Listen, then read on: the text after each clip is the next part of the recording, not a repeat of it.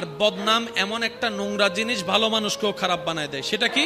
আপনি একজন চুরি করে নেয়, তাকে যদি আপনারা সবাই মিলে এক সপ্তাহ চোর ডাকেন, সে পরের দিন কি বলবে জানেন?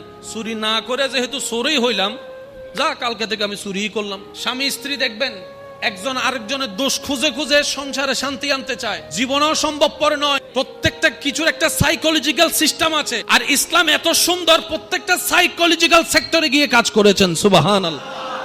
একজন মানুষ নামাজ পড়ে না, আপনি তাকে এক সপ্তাহ শুধু প্রশংসা করেন, বানায় বানায় প্রশংসা করেন। আমি কালকে কল্পনা করতেছি মসজিদে আমার পাশে তুই দাঁড়াই আসস, বানায় বানায় বলেন। সে কি বলবে তোর কল্পনা মিথ্যা? বলবে না, লজ্জায় পড়ে। এক সপ্তাহ নামাজ নিয়ে প্রশংসা করেন, দেখবেন যে এক সপ্তাহ পর সে লজ্জায় পড়ে হলো। প্রশংসা দিয়ে, উৎসাহ দিয়ে যেটা পারবেন, বকা দিয়ে, রাগ দিয়ে, হিংসা দিয়ে, অহংকার দিয়ে, খাজনার চাইতে বাজনা বাড়ানো ছাড়া কিছুই হবে না।